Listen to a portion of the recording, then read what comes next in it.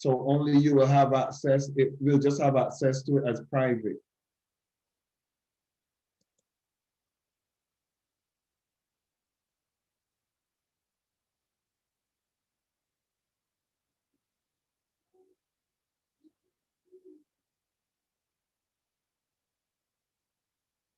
So only you will have access, it will just have.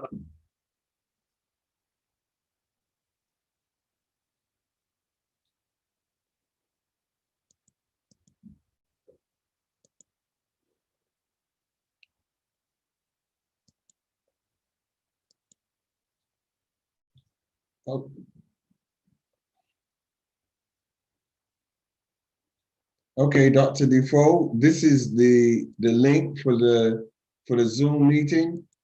You can copy that link, Dr. Defoe, and save that link. The link I sent it to you for the broadcast.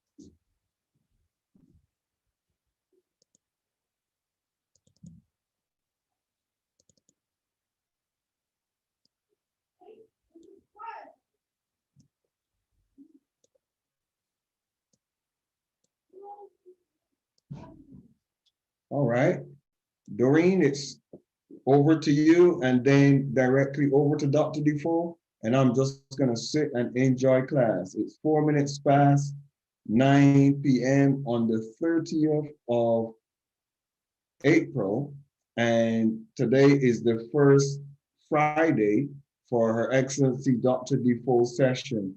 We're gonna hand over to Her Excellency, our COO, Doreen, the COO of the Class of Steel, Her Excellency Doreen Barungi, and she will do the introduction of Dr. Defoe, and then we would hear Dr. Defoe in the class this evening. Your Excellency Doreen.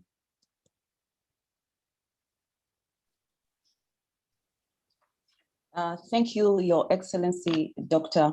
Michael Steele, all the excellencies in the Class of Steel, the management team, members of the Class of Steel, and all our invited guests. Tonight, we have a pleasure to host a special person who is part of the Class of Steel. She is a career and workforce development expert, a business thought coach, CEO of Global Cottage, a consultancy organization assisting people in building their impact, a speaker and trainer, social entrepreneur and author. Through all this, she has 20 years experience to motivate, to coach, to inspire and transform women and organizations around the world. She's also the senior mentor and trainer for the Class of Steel. She's Her Excellency, Dr. Anita Davis-Defoe. Today, she's going to speak to us about sometimes we win and sometimes we learn. To speak to us. Thank you so much.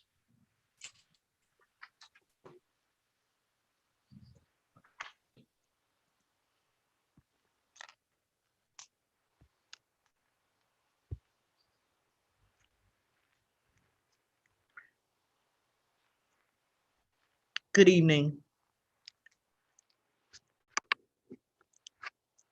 It's such an honor and privilege to be with you this evening, wherever you are in the world. It is such an honor to speak to you about a topic that is near and dear to my heart. You know, in this season, as depicted by the tree, everyone here in the circle is experiencing seasons. seasons of shift, seasons of winter, spring, summer, and fall.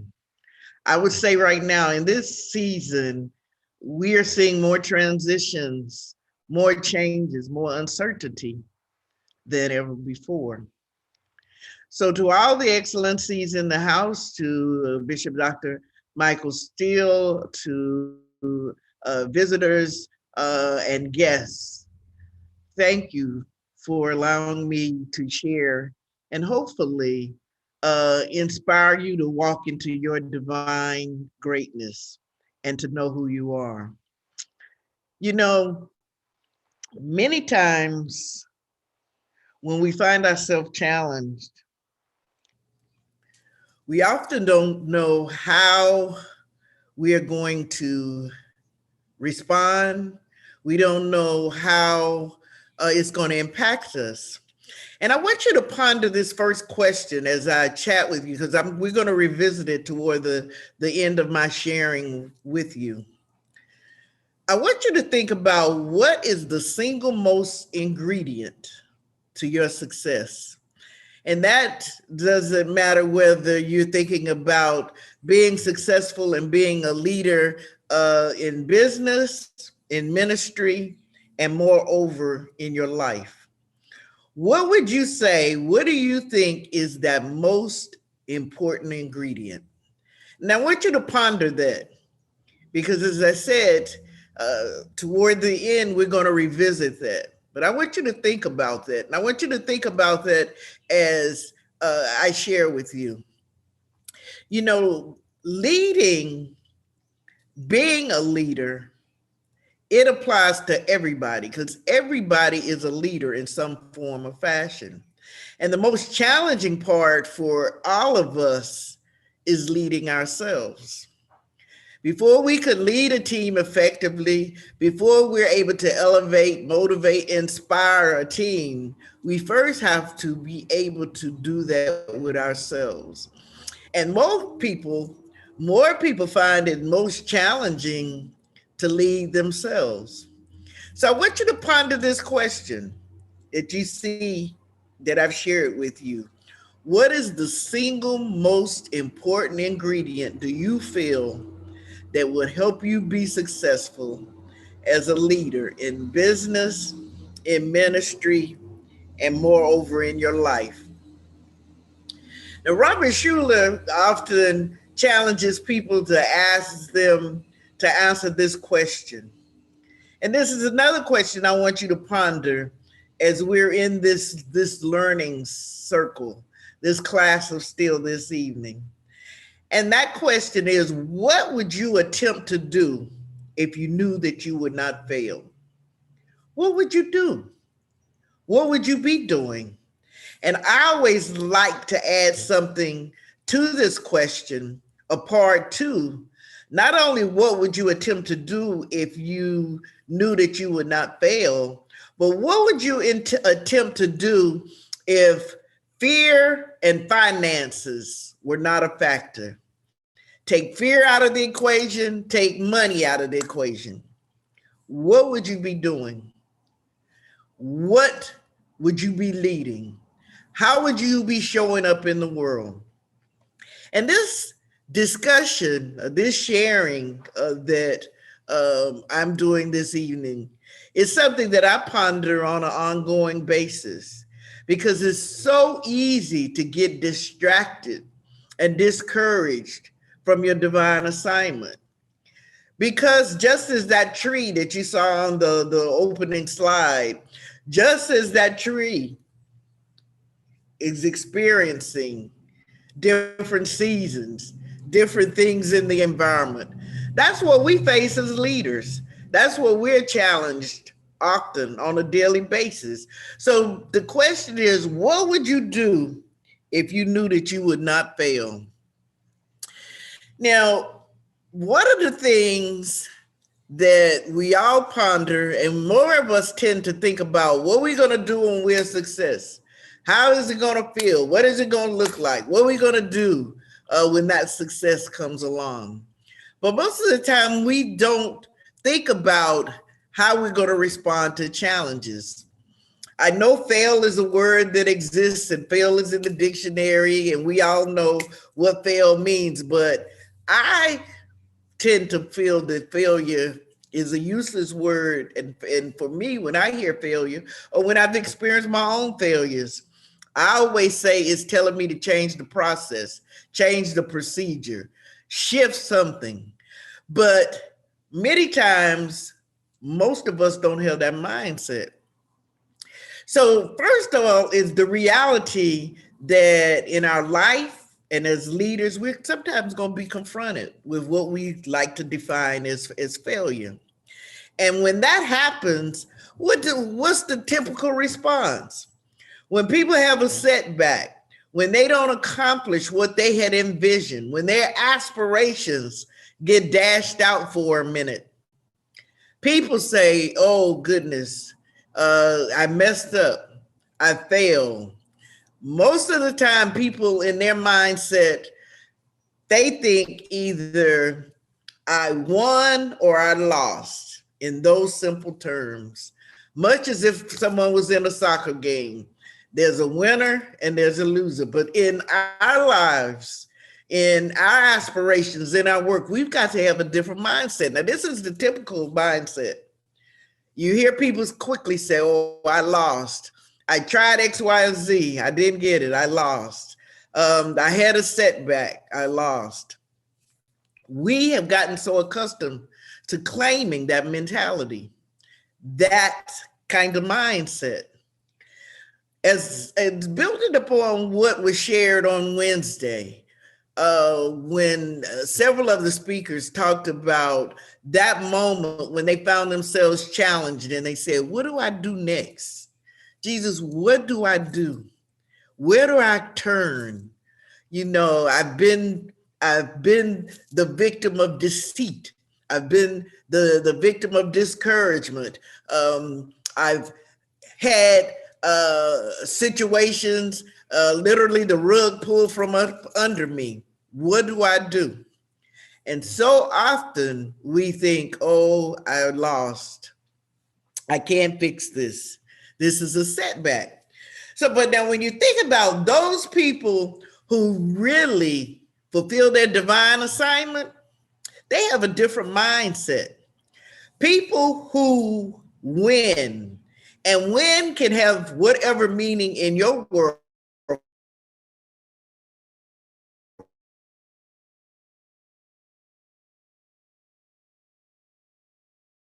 For some people, win might be winning at business, winning with family. That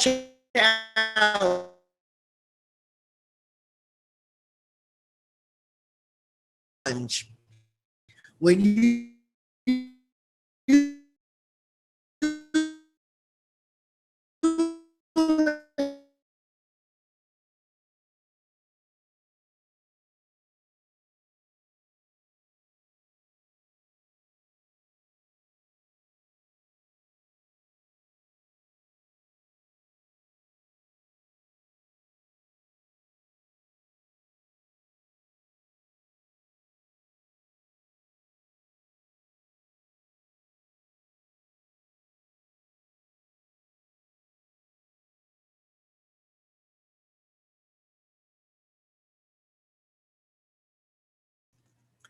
the weather is a bit stormy here in the Virgin Islands today, but that's not going to deter me from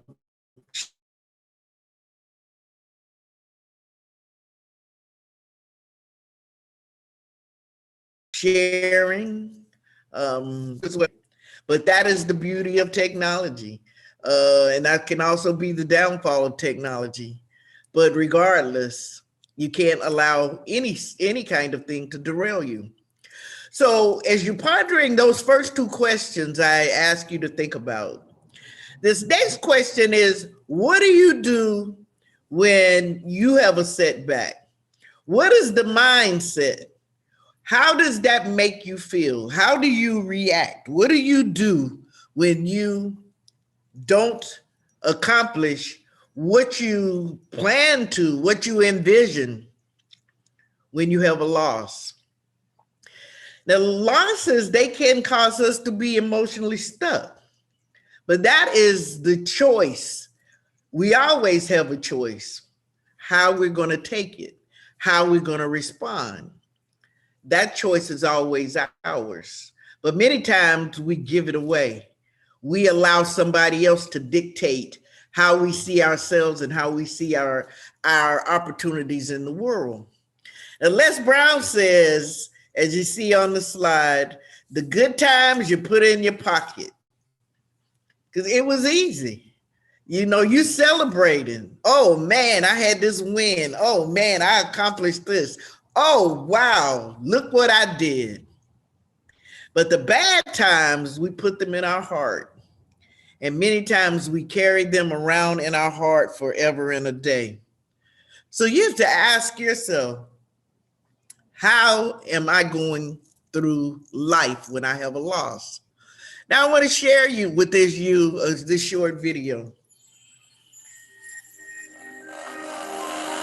And this is entitled, Let It Go.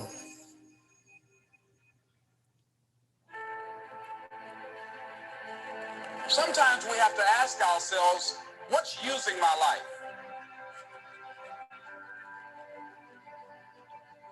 One of the things that we know about life is that it is always changing. Sometimes you're up, sometimes you're down. Sometimes things go real well, and sometimes they don't. Sometimes you're happy, and sometimes you're sad. Now that's that thing called life. And when we begin to understand and know that, accepting that reality, that we will never ever have things just on an even keel all the time, that you're going to have some ups and you're going to have some downs. But during those down moments, that's where the growth takes place. That's where the work is. Anybody can feel good when they have their health, their bills are paid, they have happy relationships, the children are acting normal. Anybody can be positive then. Anybody can have a larger vision then. Anybody can have faith under those kinds of circumstances.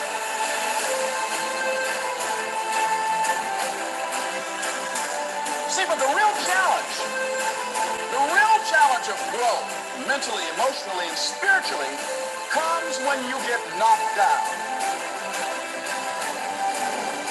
How you handle it, that's where the growth takes place.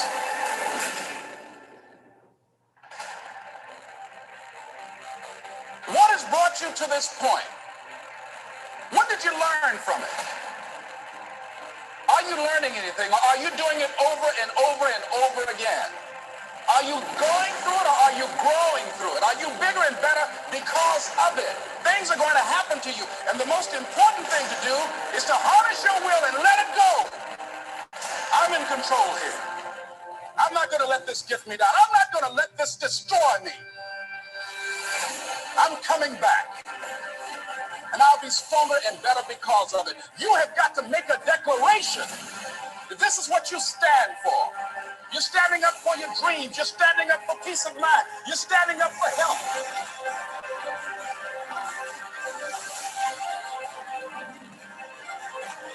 You want it, and you're going to go all out to have it.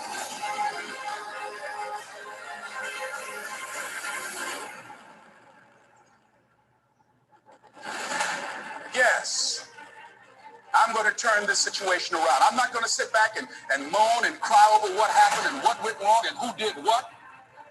I'm going to do something about this situation. Expect things to get better for you, because they are. See, life is cyclic. Whatever experience you're having right now, it has not come to stay. It has come to pass.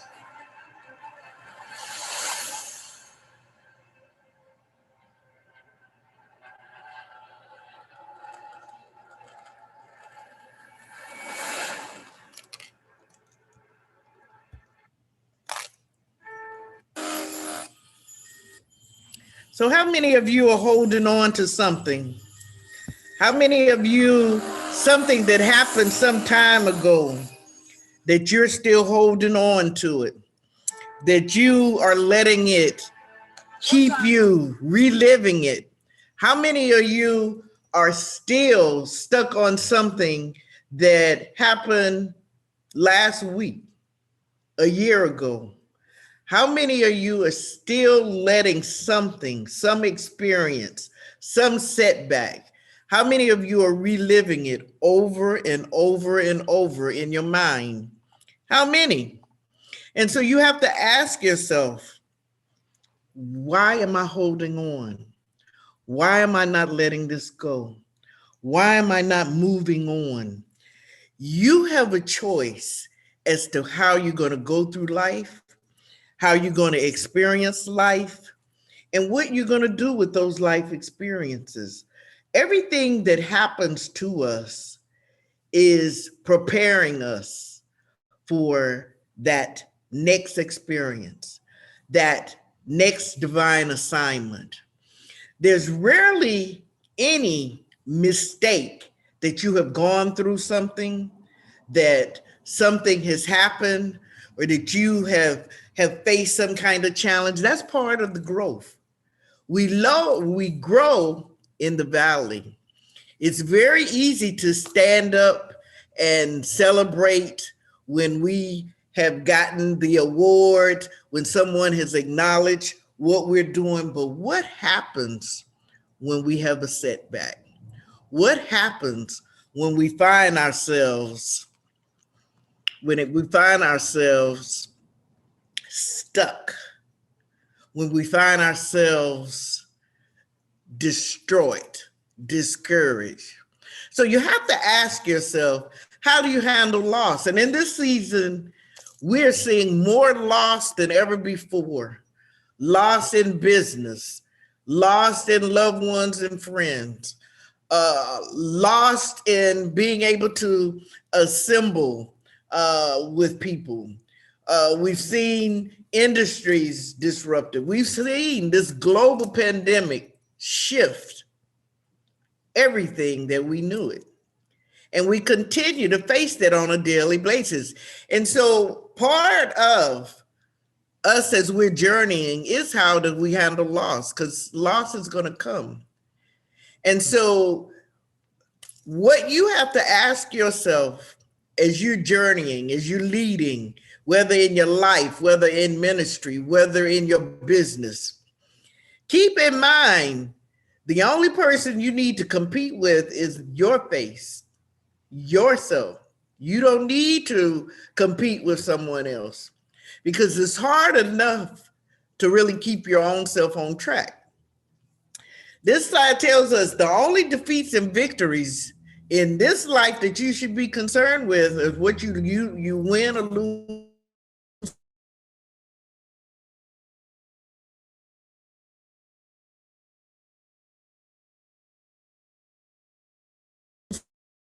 with yourself. No matter how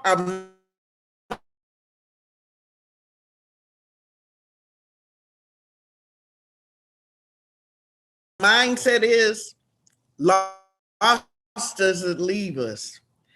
You know, and what I lose in life, when I lose with, how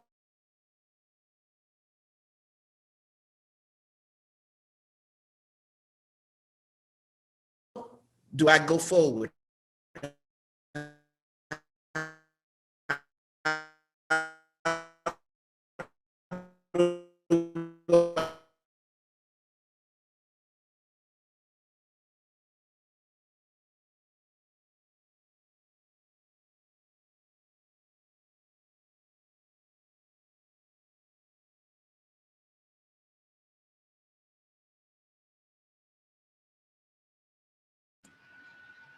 Your Excellency, on mute, just on mute.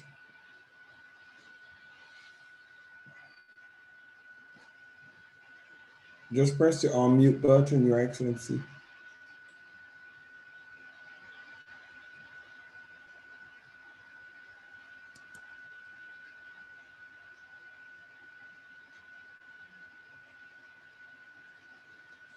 They're having storms in Dr. Defoe's area, and so just bear with her this evening.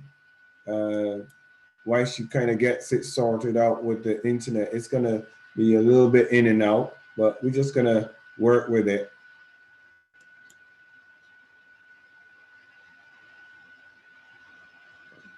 Don't worry, she's a warrior like us in the class of steel, so we're good.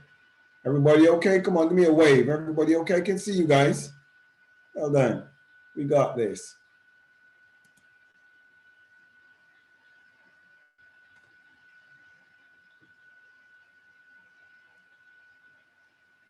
She she she's gonna be right back with us. Just bear with us a little bit.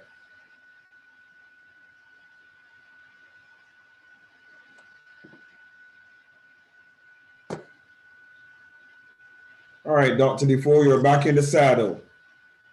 Oh, I'm facing a challenge here today. The weather's not cooperating. Don't worry about it. It's testing your message. It really is. It is, and it's testing if I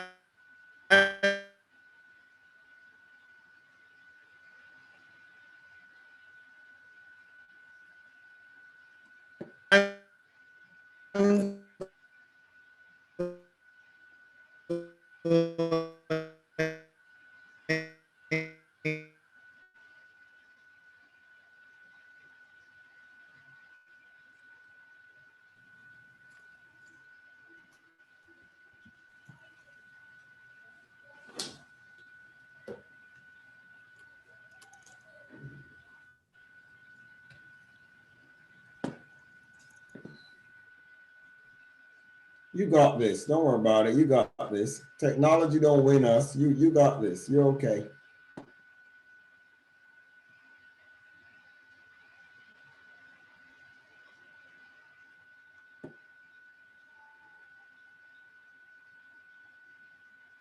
This takes me back to the earlier days in the class of steel when we got knocked off and we got cut off and persons couldn't get put on.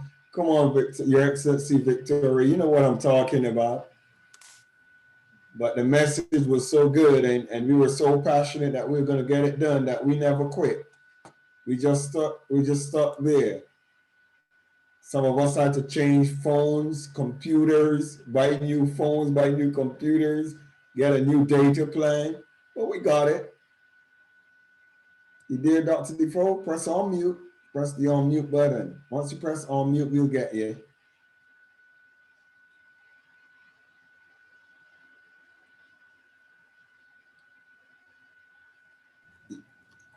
All right.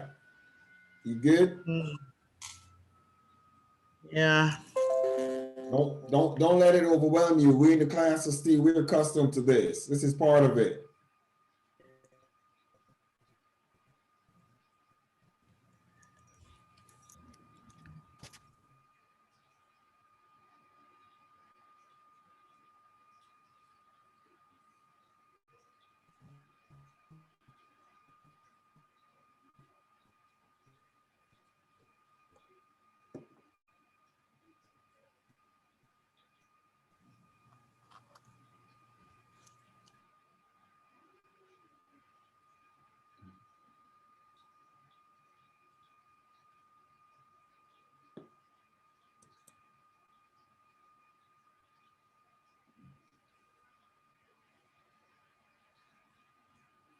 Okay, do the on mute. Do the on mute.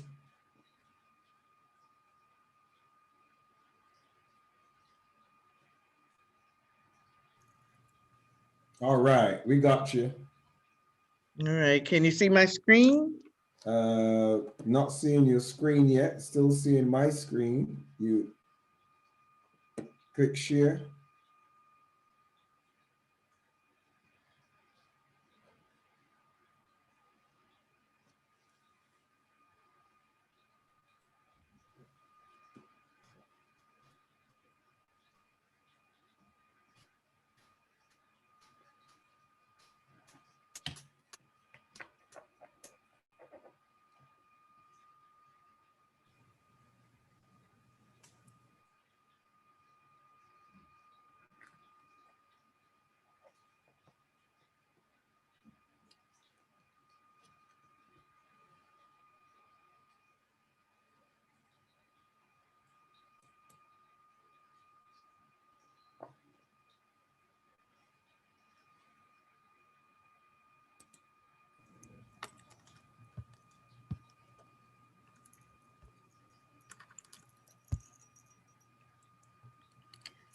I'm being tested today.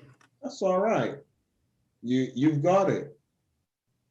One of the things that I like about technology and what the class of Steel is offering is a lot of persons have learned how to become patient, learn how to stay focused, and learn how to manage things. You got it. So come on. That's what the class of Steel is about. Come on, you got it. Well done. So as I was saying, when loss happens, as I'm being challenged right now, you can lose your focus, you could decide to quit, or you can let it derail your mindset, or you can choose to prevail. And so we have to ask ourselves, how am I going to let whatever I'm facing, how am I going to let that impact me? And that's what often loss does. You could ask yourself, how am I going to let this loss change me? Am I going to dwell in it? Is that going to be my defining moment? Or am I going to choose to press on? See, when loss happens, when we're challenged, when we have the setbacks, when things don't actually happen the way that we anticipate, there's some traps that we can fall into if we allow ourselves. And these are some common traps that we find ourselves facing when we have a setback. One of them is the comparison trap.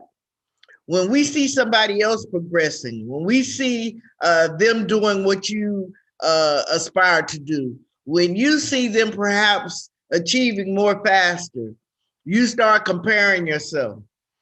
You start saying, well, maybe they're smarter than me.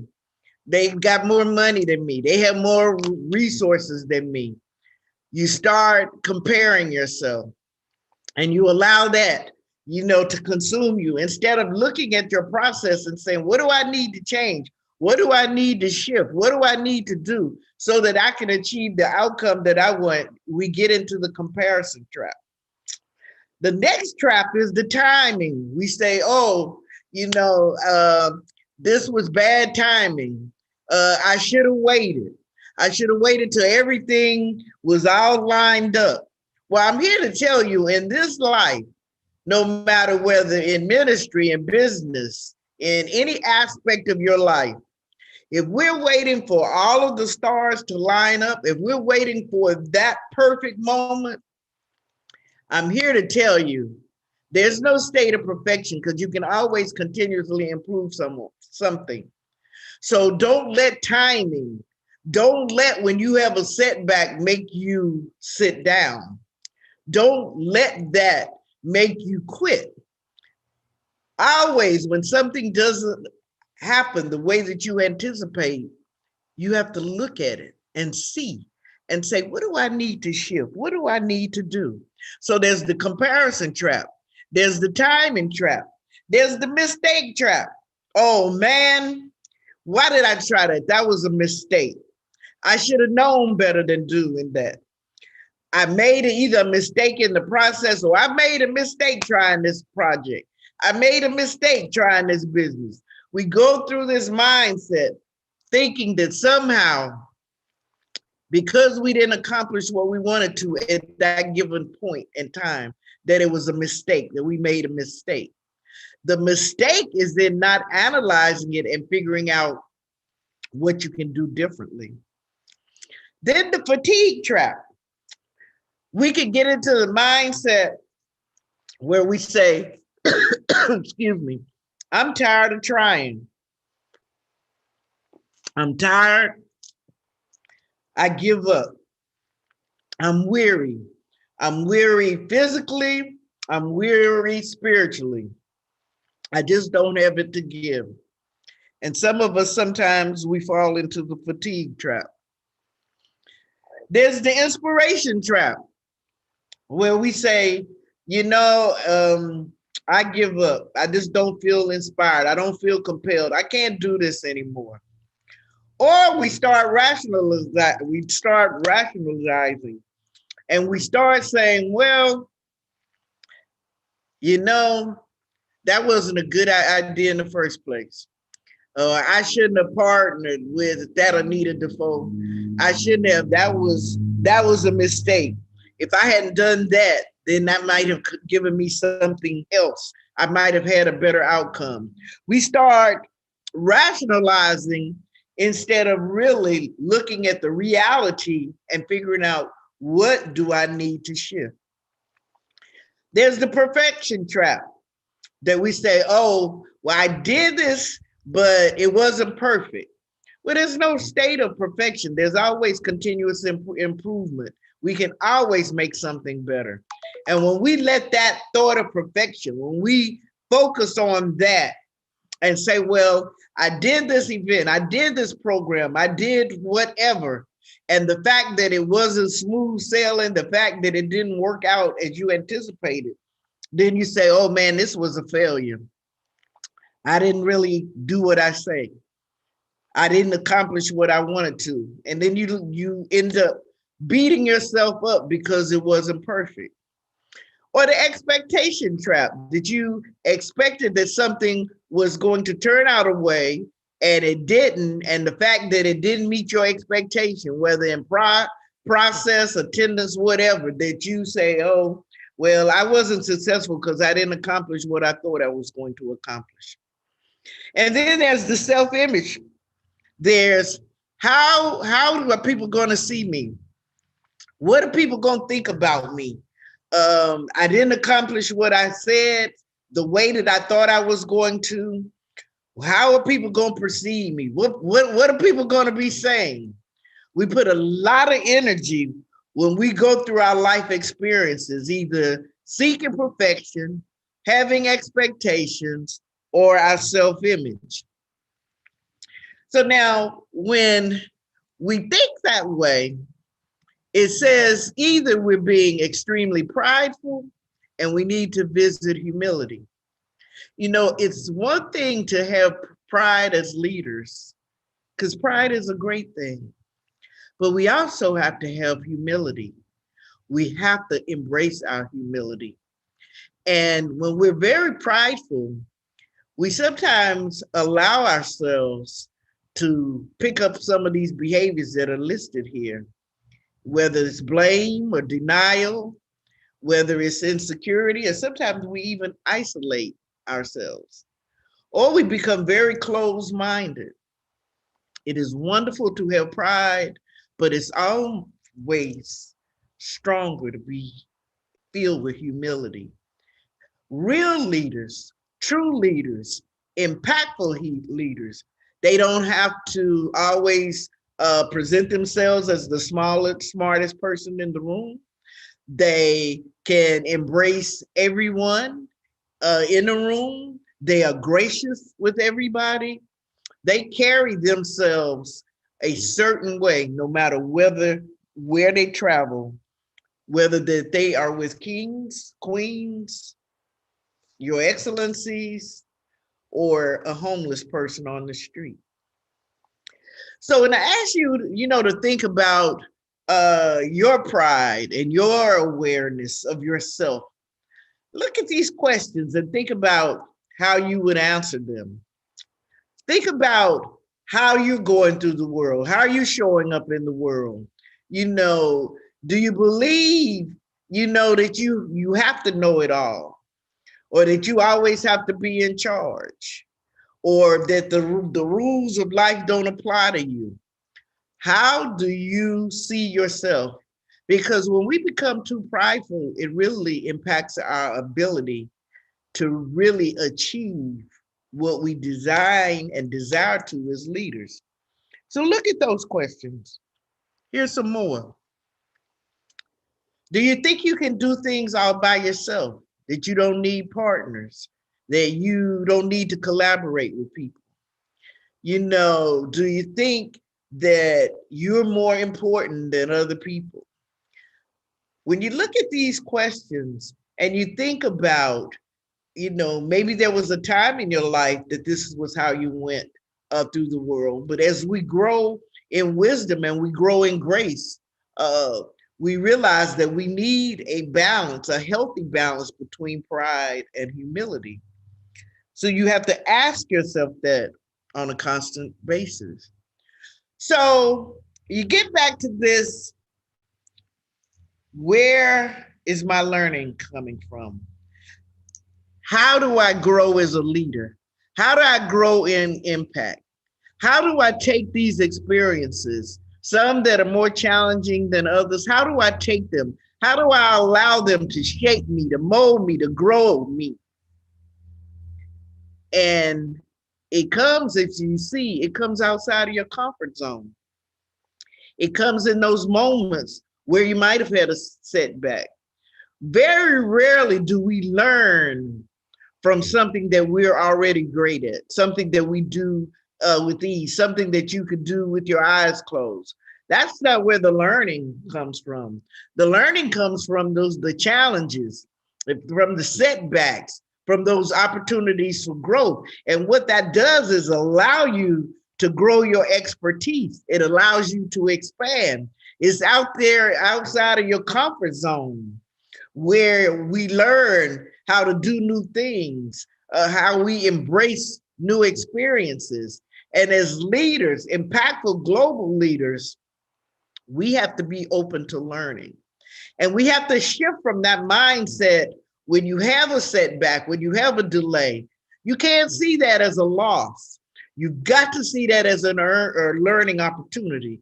Yes, it's outside of your comfort zone. When we find ourselves challenged, when we find ourselves not winning as quickly as we anticipated, no, it's not comfortable. No, it doesn't feel well. It may sadden our hearts, sadden our spirits. It saddens our mind, but we always have a choice. And so when you think about your growth, your improvement, and I've heard some of you share that since you come to the class of steel, that you see yourself differently. You see your influence differently. You see your projects differently. And what leadership is, it's about influence. And when I hear you say that people are seeing you differently, say you act differently, you talk differently, what's going on? That's leadership. That's your leadership lid growing. That's your expertise growing. You may have had some harsh moments, but you're growing, you're expanding, and it always happens outside your comfort zone. It always does. And so we have to open ourselves up to embrace those uncomfortable moments. You know, every day as leaders, we must seek to learn something new, to make a new connection, make a new impact.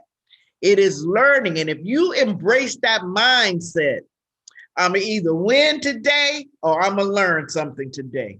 And if you walk through life like that, you walk through your ministry, through your business, you walk that way in your life, that can be very impactful. That can be very transformative, because you will realize the more you embrace that, when you know that you're either going to learn or you're going to win, and that losing is not in your mindset.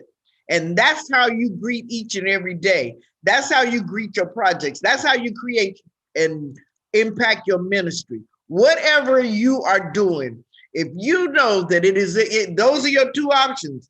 Loss is not in the equation. You losing, no, you're learning.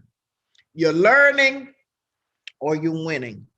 That's how you are spending each and every day. Excuse me. But you have to get out of the comfort zone.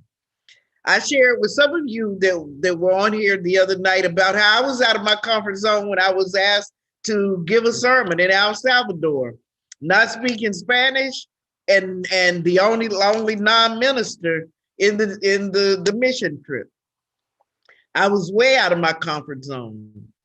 But the learning that I got from that, learning about myself, learning about how to stretch yourself, And that's what all of you are doing. And when I hear people saying that, someone said I'm different, that I have more confidence, I'm doing more projects, then you start seeing yourself different, because it always goes back to mindset.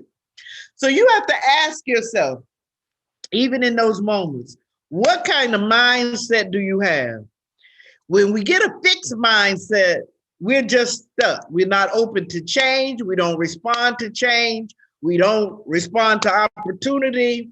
We just stay in that one space. And so you have to challenge yourself each and every day to have a growth mindset, that you're looking for growth in your ministry, growth in your business, growth in your life. And that happens when you allow yourself to learn, when you allow yourself to embrace new information and new opportunities that come into your life.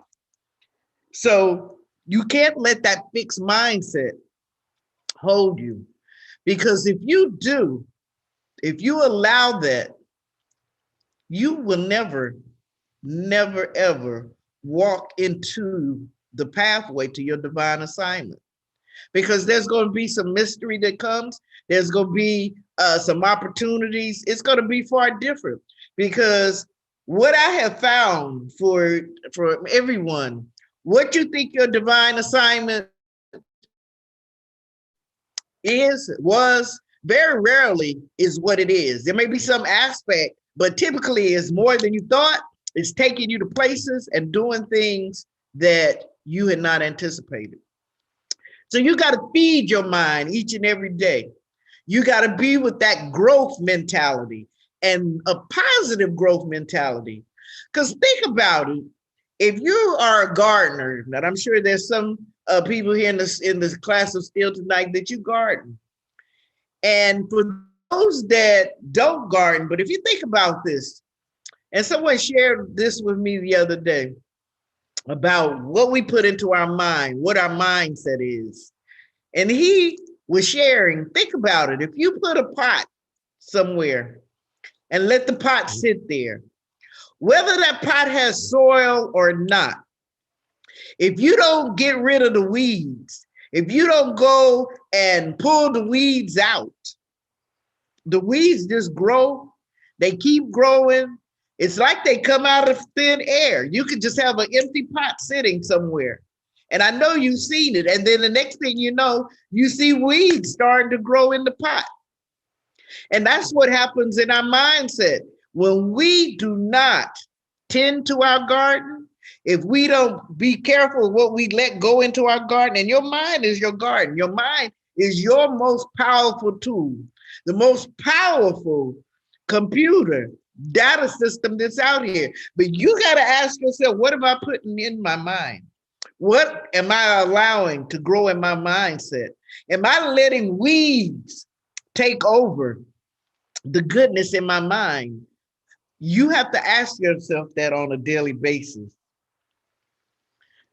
So many times when we're faced with setbacks, we won't change. We refuse to change. Even if we are uncomfortable, we as humans, we get comfortable being uncomfortable. And we get so accustomed to a situation, a circumstance, a mindset, even though it's not working for us, even though it's not serving us well, we still hold on to it. We won't let it go. We'll either say, well, the last time I tried this, this is what happened. Or we say, oh no, let me just stay with what I know. And if you look at this trail to getting to from your old status quo to a transformation and change, we often fight it. We pull back to what's comfortable to us. We stick with what we know. Well, what you know is your foundation, and you use that and you build upon that to help you grow and help you to get to the other side of change, growth, because people are waiting for you to manifest your divine purpose because they need you. They need what inventive thinking you have. They need your project. They need your service, whatever your divine assignment. And I remember in one of the classes this past week, when Bishop Dr. Steele talked about the fact that, you know, your purpose came out of you giving the gift of life. That's your divine assignment. That is what you were given the gift of life to do. And if you don't do it, guess what? Usually it doesn't happen. That dream, that aspiration, that impact, that innovation in the world goes back to eternal life. If you choose not to answer the call, if you choose not to answer destiny. So as leaders, you got to be open to change. You got to embrace new things. Yes, you know what you know, you hold on to it. That's your foundation, but you build upon it. Change is happening all around us, whether you embrace it or not. But you have that choice if you are going to be proactive about change. Are you going to open and let change grow you? Now, I want to unmute. I want to unmute you for just a minute, because I want to hear what, in pondering this question, what do some of you think is the single most important ingredient to your success in work, in business, in ministry, and life? Just a couple of you. I asked you to ponder this question, so I want to hear what do you think is that single? And I'm asking you for, and there's, you know, there's always a complex mix of things, but what is that single ingredient in your mind, in your experiences, that you think is the difference maker? So who will unmute themselves and share what they think?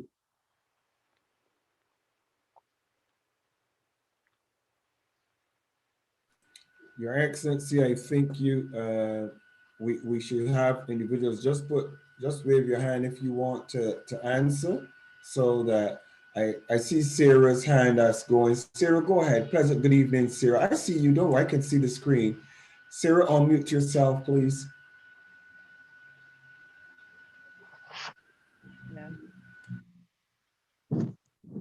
I've unmuted myself.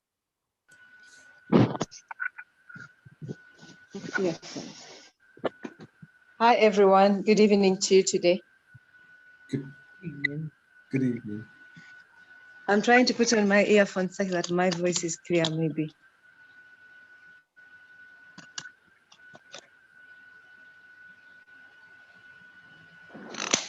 I'd first of all like to thank the presenter or the preacher for this evening, for the great sermon and the message.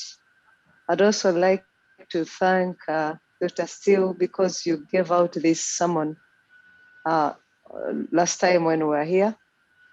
One thing I would like to share with you, according to that topic, you either lose or you learn, you either win or you learn, is that sometimes in life, we tend to read the Bible and we go through a lot as an experience, but we sometimes don't think about it. When you read the book of Genesis, the story of Adam and Eve and the snake, when God told Adam the do's and don'ts in the Garden of Eden, when Adam sinned, he disobeyed God and listened to the snake. Rather, Eve listened to the snake, and then Eve confused the husband, and the husband listened to the wife.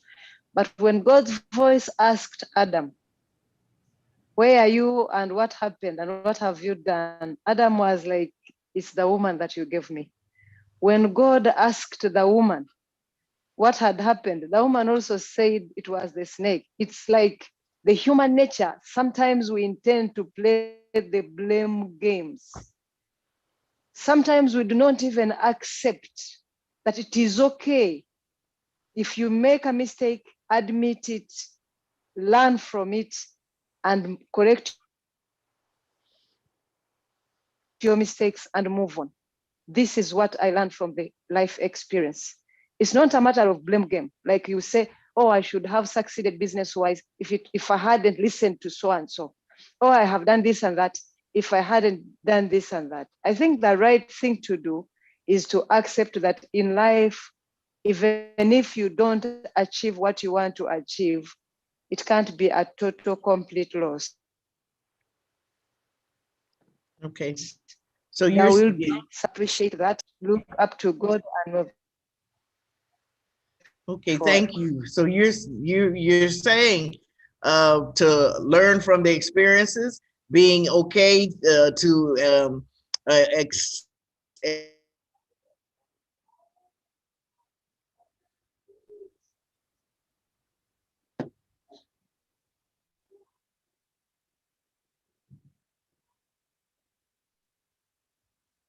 Network can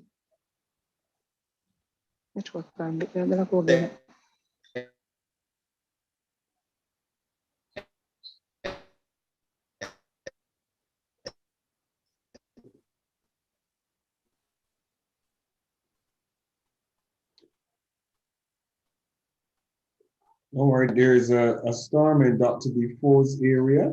So if you hear any disconnect, she return and get it. We'll be back together again. We're just sorting out the stormy conditions with the network for Dr. Defoe.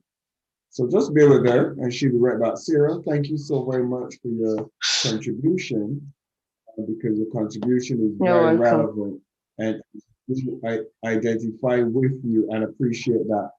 Dr. Defoe is back with us. Dr. Defoe, you can go ahead, Dr. Defoe. Okay. Well, I'm going to tell you that what is found to be the single most important ingredient to your success in life, in business, and work is grit. There's extensive research that talks about the power of grit. Now, I choose to label grit as galvanizing, resiliency, inspiring, triumphancy. And there's a whole body of research for leaders that have found that the ability to get past the embarrassment, past feelings of humiliation, not wanting to admit the mistake, that those people who are able to achieve levels of success in their work, in their businesses, in their life, they have grit. And grit is really characterized by resiliency. And part of what also defines grit is your passion about something, your courage, of course, resiliency and perseverance. Grit is a powerful thing. And when you find your level of grit, when you're able to hold on to it, you are able to navigate through life's challenges. Now, often when people think about growing themselves and they think about how they're going to make themselves achieve the level of success, people often immediately say, well, I'm not smart enough. I need to go back and get more education. I need to get a new skill. I need to learn. I need to get a class. We always often think that what is going to propel us is more knowledge. Knowledge is a powerful thing. I'm an educator, researcher. I believe strongly in knowledge and learning. But what has been found, if you have put them side by side, and you probably see this maybe in your own life, in your work, your ministry, you may know someone that is brilliant, that you thought that person, their level of intelligence is so significant. But then when you see that person in terms of their achievements and their accomplishments, that person is derailed. You see that person on the side of the road, literally doing nothing, achieving nothing. And what has been found out, if you put them side by side, raw intelligence versus grit, the person with the grit, the person with the resiliency, that person will overachieve, will be more successful than the person with the raw intelligence each and every time. And so what that says to us as leaders, you have to work on your grit. You have to work on your ability to be resilient. You have to work on, no matter what challenges you face, that you will press on. You have to nurture your grit. And most people, they were saying, oh, Dr. Defoe, I don't believe that can't possibly be it. People often say, well, I know him or her, they're brilliant, they're so smart. But I know that everybody in this circle tonight knows at least one person who was brilliant and did nothing. They quit. You know at least two people who they started and they stopped. Lack of grit. And so as a leader, as an impactful leader, if you want to achieve the level of success related to your divine aspirations, is nurturing your grit, nurturing your resiliency. And you can Google and find out yourself. If you look at this, even the Bible talks to us about grit. And if you're familiar with this passage out of Philippians, and it talks about, I'm pressing on, that I haven't already attained it, but I'm going to work toward my goal. I'm pressing on. I'm holding on. I'm working on my divine destiny. If you look at this passage, if you just Google Bible verses that talk about grit, it's all over the Bible, talking about the power of pressing on, the power of staying steadfast, about the power of being purposeful. And grit is the difference maker when it comes to your success in your life, success in your ministry and your business. And you can Google and you can see it's a whole slew of Bible verses that talk about what it means to follow your heart, your divine aspirations. And this part talks about resiliency. It says, forgetting what is behind. Well, what is behind? That's the past. And you're looking forward. You're looking forward. What is that? You prepare for your future and you embracing your right now. So yes, there's more to come for you. Yes, there's some things that you journeyed through, but that's all part of your divine assignment. That's part of you maintaining and demonstrating your grit. Now, there's something called the resiliency factor. When you think about resiliency and being able to navigate through life's storms, just like that tree that I showed you at the beginning of my conversation with you, there's going to be seasons, but it has been found through extensive research about the resiliency factor. If you can work on these 7 areas in your life, in your mindset as a leader, it can help you to navigate through challenges. It can help you to weather through storms. So, of course, being able to regulate your emotions, because sometimes our emotions or how we thinking or feeling about something can derail us. So yes, you're human, you're going to feel the emotions, but it's how do you bounce back? How do you respond from the emotions? Impulse. Our impulse tells us often if somebody wrongs us or if there's a situation, we immediately either have in our mind how we want to respond. So being able to control how you respond.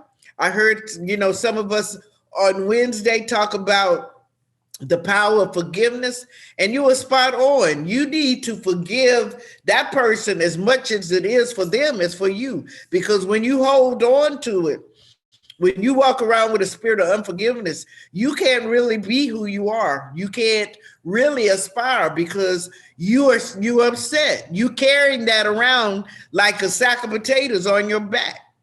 You can't allow somebody to hold you hostage. Many times, and people will wrong us. That's part of the journey of life. But you can't let that person have control over your life and your spirit. Have a spirit of optimism. You have to believe that goodness is yours, goodness is coming your way. You have to have that mindset and be optimistic. The causal analysis, that's key. This gets us up from the pity party table and from feeling about failure. When something doesn't happen the way you had anticipated, when something doesn't roll out, look at it.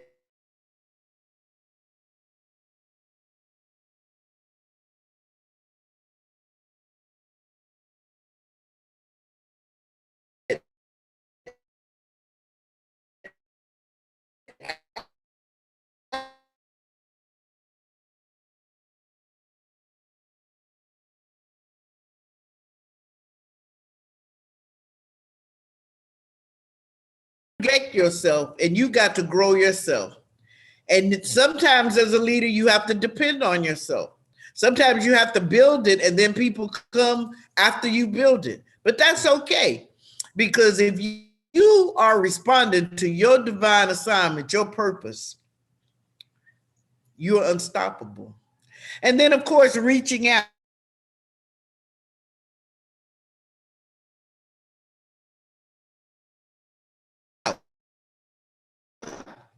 Who do you need in your search? These 7 factors through extensive research have been found.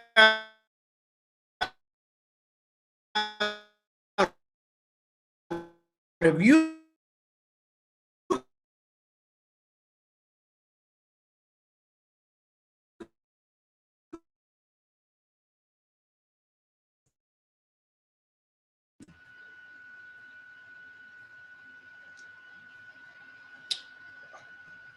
All right, Dr.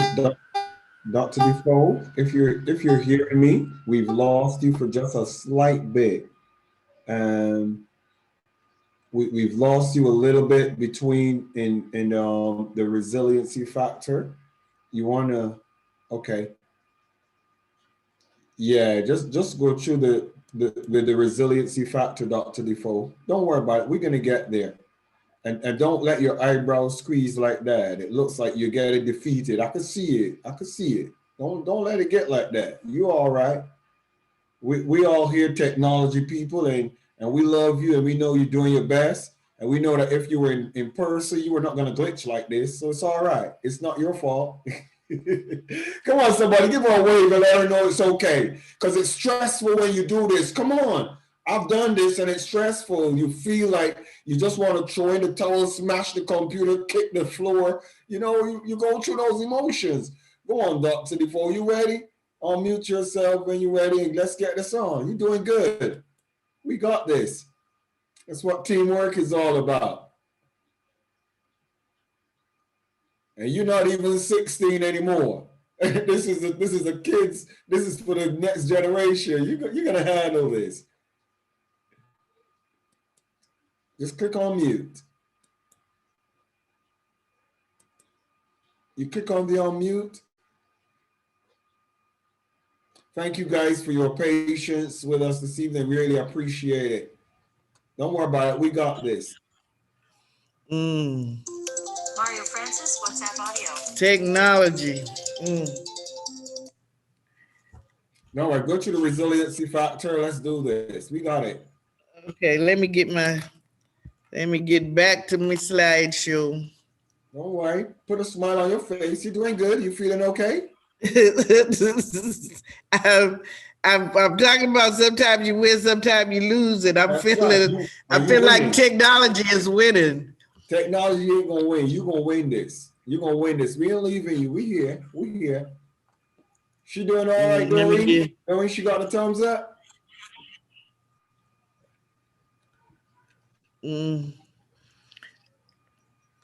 I'm trying to get back. I got too many things open too.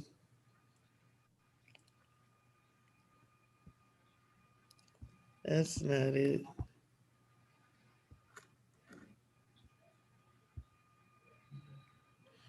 That's not it.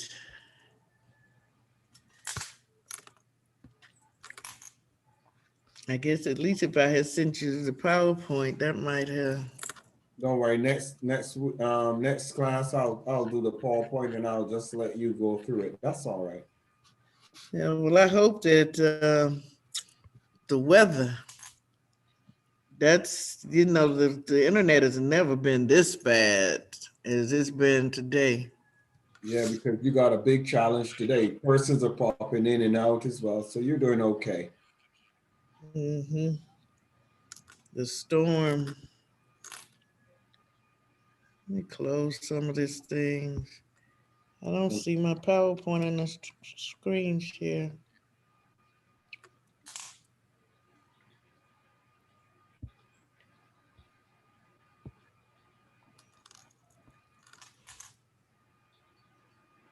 Because it's on mine, You okay? but you all are not seeing it. You don't see my screen, do? No, I don't see your screen. No, I'm coming. It's all good. I'm smiling because it's good to see Vanessa. Vanessa sit there parked up. Vanessa, hi. How you doing, Vanessa? Uh-huh. I see you. It's good to see you, Vanessa. Thank you. Same here, Dr. Phil. It I looks miss nice. you. It looks nice and sunny your side of the world. Yes, it's sunny over here, but Mm, I heard that down at by Florida and all over there, I heard it's storming real bad over that way. So Yeah, maybe I'm getting where some of she that. is, I hope Because y'all do. But it's coming. I saw it on the news. It is coming our way. So it's coming. She's just getting the storm was coming from her. It's shipping our way. I saw it this morning. well, it's raining here and storming here, and Yeah. the electricity is in and out. And if they just bear with me, I just have a few more things I want to share. that's all right, Dr. Defoe. We're with you. And Yeah. the thing is While that I'm doing that, in the interest, see what takeaways people have so far while I see if I can get my thing to work here. Do you mind? oh, okay. Well, let's hear from Your Excellency Victoria Okedari. Just give us your take. What are you gleaning from this evening's class so far, Your Excellency Victoria? What are you gleaning from this evening's class? Well, thank you so much, Your Excellency, Bishop Michael Steele. And thank you so much, Your Excellency, Dr. Anita Davis-Defoe. The lecture tonight has been really wonderful about sometimes you win, sometimes you learn. And as leaders in the ministry, and as leaders in a different businesses and endeavors, I have learned a lot tonight. And I think my perspective about things from what I have learned is beginning to change. Like she spoke about the resilience factor, the emotion regulation, the impulse control. How do I respond? Empathy, optimism, casual analysis, self-efficacy, reaching out. Who do you need in your circle? And I think tonight's teaching has really been highly inspiring and informative, especially to me. And I think at a time like this, we need something like this. We need to be more exposed and we need to be more knowledgeable. Sometimes a lot of people resist change. We don't need to resist change. Change should be part of our growth. So from the teaching, I'm so grateful to Her Excellency for the exposure that we need to have improvements in our lives. And she spoke also about the kind of mindsets. The kind of mindset we have is very important. Comparing the fixed mindset versus the growth mindset, one could see that there are lots of differences. So I have learned to have a positive growth mentality. So once again, thank you, sir, for giving me the privilege to say what I have gained tonight. Thank you, sir, Your Excellency. You're most welcome. You're most welcome, Your Excellency. Your Excellency, are you ready, Dr. Defoe? You're ready? No, no. I can see your screen. I can see your screen. I can see social enterprise. Yeah, but that's not in the mind. That's not what I want to share. Put it in your taskbar. Put that in your taskbar. There we go. You got what you need? All right, let's do this. Don't worry about it. Thank you so very much for your patience, and Your Excellency, Dr. Defoe, kindly carry on. It is well. Okay. So I was sharing before technology decided to shut me down, what resiliency factors that as leaders we all need to work on. And as was so eloquently just shared, those are the areas, being able to control our emotions and not letting setbacks just totally derail us. Being able, as human, our impulse is to get even, or to get those who have wronged us. That's human nature. We'll have those feelings, but we have to get beyond that. We have to learn how to be empathetic, and realize that sometimes, even when people wrong us, they're doing all that they know. They're doing what they have learned. They, in some instances, doing the best that they can. But understanding that, and as leaders, we sometimes have to stay above the fray. We can't allow ourselves to get distracted. And what they have found in extensive research, that if you work to grow yourself in these areas, when you work on these areas, when you are faced with situations, you're able to navigate it. If you're interested in more, there's a book out there. This comes from a book called The Resiliency Factors.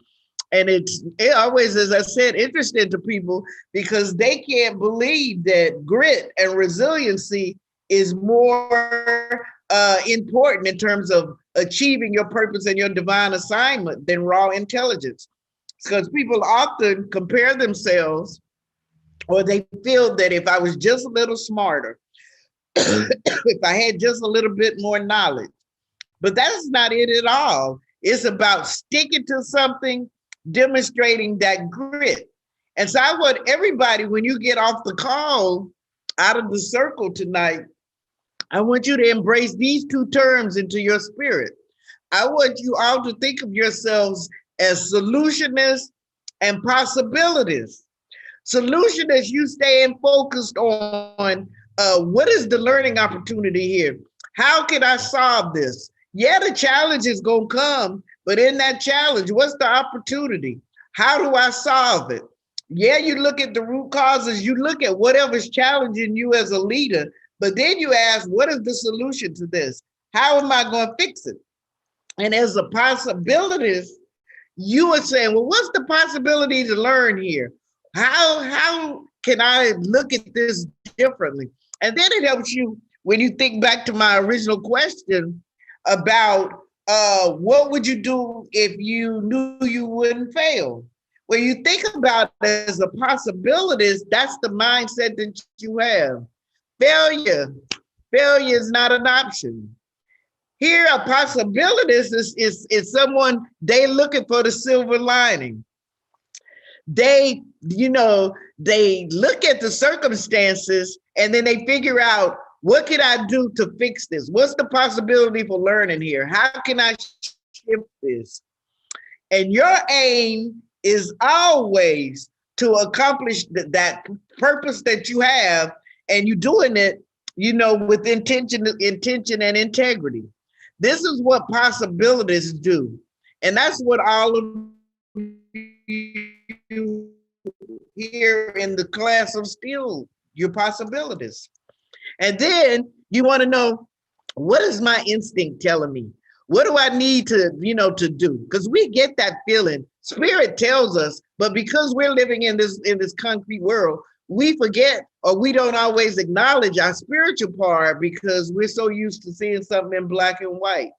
When people say, I'm not feeling it, or my gut told me that, or we often have situations where Spirit told you not to do it. Spirit warned you not to do it, and you did it anyway. That's instinct, warning you, preparing you. So as a possibility, you have to listen to that.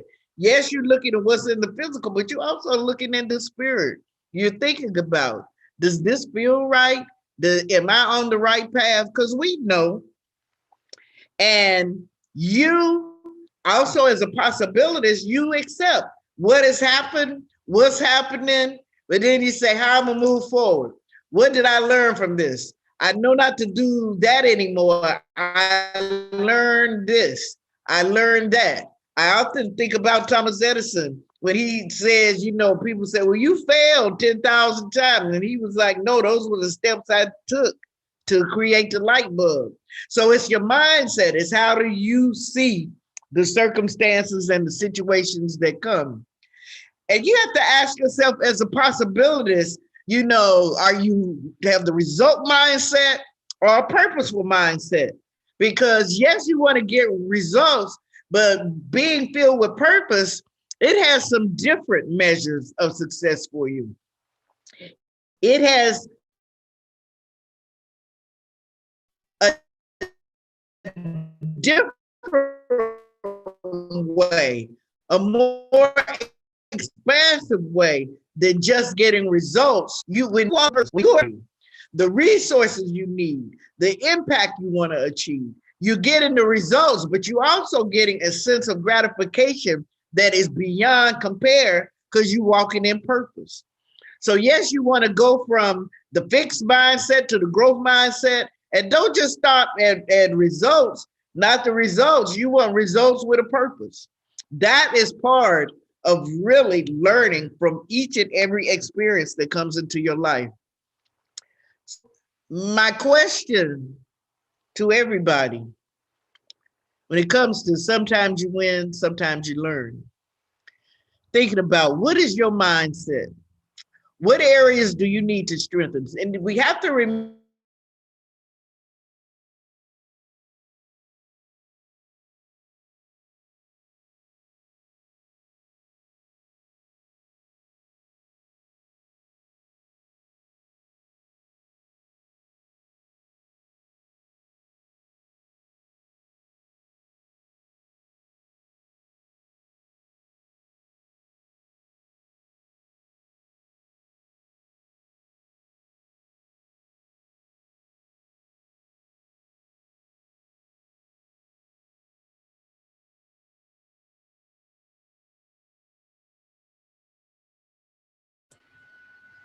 All right, looks like we have lost Dr. Defoe again. And what I'm gonna do is, I think when Dr. Defoe comes, when she returns, we're gonna wrap it up here because the weather is very bad today. Today seems to be a very bad weather day. But how many of you have gleaned something very good this evening? If you've gleaned something that has been helpful, I'm really pleased. I'm really pleased about what is happening and what we've been able to glean this evening. And when Dr. Defoe returns, I'll let her do her wrap up. But we're gonna close shortly, and I want to I think I'm muttering because I have a request. I have a personal request from the class this evening. This evening, Joshua went to surgery, and I know I haven't told anybody that Josh was going to surgery or anything like that because I kind of keep things quiet. But remember there was a while back that Josh had a bad toothache problem, and we said it was really bad. He was crying and giving some challenges. So Josh went to surgery today, and they tried to sedate him. It didn't work, and they inject him. And after they inject him to do the extraction, Josh came too fully, and they were not able to do anything. So we had to bring him home without having it done again. And I am overwhelmed, but Josh is very strong, to be honest. And and he's going to be okay. I'll wrap up when Dr. Defoe is finished. I'll wrap up when Dr. Defoe is finished. Go ahead, Dr. Defoe. Dr. Defoe, just wrap it up. And I think you and I are going to talk afterwards about the way forward, because you have a very important message, and you and I are going to put some stuff in place for this message. I think 2 weeks is a bit long time. So just kind of wrap up, and we're going to put some details in place for you, Dr. Defoe, afterwards. So you could wrap up. Well, And we acknowledge that this is the weather. The weather didn't win. The weather just created an environment where we have to regroup and refocus. yes, and I think the virtual learning space is getting a bit weary globally because people are on it all the time, and then when you throw in weather, but that was my last slide. But what I want to say to everybody in the class, it is so easy, and we get so comfortable to claim that world mindset that either I won or I lost. And I say to you, I submit to you, if the mindset, you either winning or you're learning. And when you reflect back on those instances where, you have faced a setback, or you feel that you were derailed, or there was some delay, if you really in those quiet moments, you look back, you learn something. Sometimes you learn what to change, what to do, who to partner with, who not to partner with. We learn. And when we open our mindset to that, when we get rid of the weeds, when we focus more on the goodness and not what we perceive in human terms of the loss, you can walk in your greatness. You can achieve what you want, and you will achieve what you want. You have just got to know who you are. You have got to not see it as a setback. And it doesn't matter what the people say. We often worry that, oh, how am I going to be looking? What are they going to say about me? Wonder, if I make a mistake. Well, I hate to tell you, people, if they have malice in their heart towards you, they're going to talk regardless. So it doesn't matter. So if you holding on, if you're not proceeding, if you're not doing something because you saying, oh, Anita Dafoe is going to talk about me, or my cousin is going to talk about me, people are going to talk about you regardless, particularly those people that have no dreams, that they see you aspiring and doing. They want you to stay there with them. And so you have to make a choice. Are you going to do you? Are you going to walk in purpose? And are you going to use each and every experience that comes your way as a learning opportunity? I'll just say this in closing, that when I reflect back at those things I wanted to define as failures, those situations where I thought I had made a mistake in my career or made a wrong decision, I see now at this point on this day that divinely those experiences, those relationships, both good and bad, the circumstances and situations, all it was doing was contributing to who I was to become on this day, what I needed to know, what I needed to learn. And so I submit to all of you leaders, you are global leaders. Remember, each and every day you have a choice. And sometimes you win and sometimes you learn. And that's powerful to your journey, your divine destiny. You get, doesn't matter how many times in your mind you fell down, the big test is where you get back up. And remember, in the end, raw intelligence. It's not raw intelligence. You can be brilliant and do nothing and be nothing and contribute nothing. And when I say nothing, I know you please take that in the right perspective, because everybody is of value, but I'm meaning in terms of accomplishing success as we define it. It's not raw intelligence. It's your grit. It's your passion. It's how much do you want to change your community? How much do you want to contribute to your community? How many people do you want to impact? That grit, that determination, that is what contributes to your success, not the raw intelligence. Mm-hmm. Thank you for bearing with me. My sincere apologies for technology and the environment. I'll turn it over to His Excellency, Bishop Dr. Steele. Thank you all for letting me pour into, I hope, your hearts and your spirits.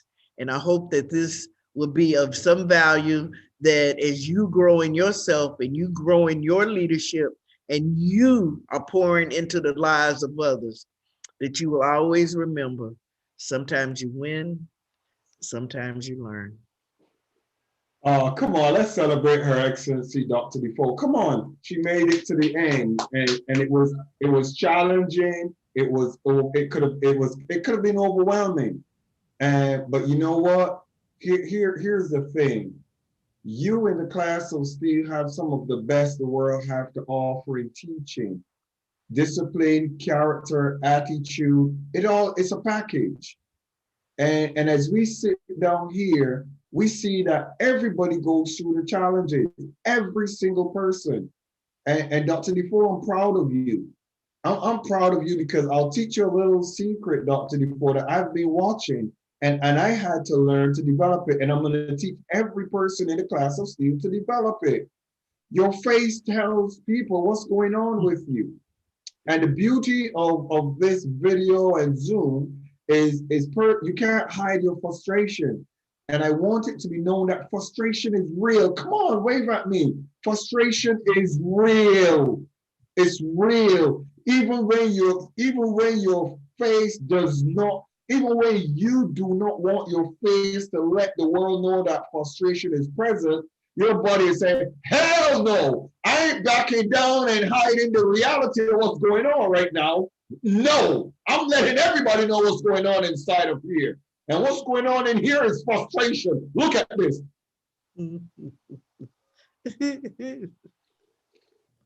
And you're trying to tell your body, come on, please, body, don't embarrass me now. Don't make me look bad. But we got to understand that we control that.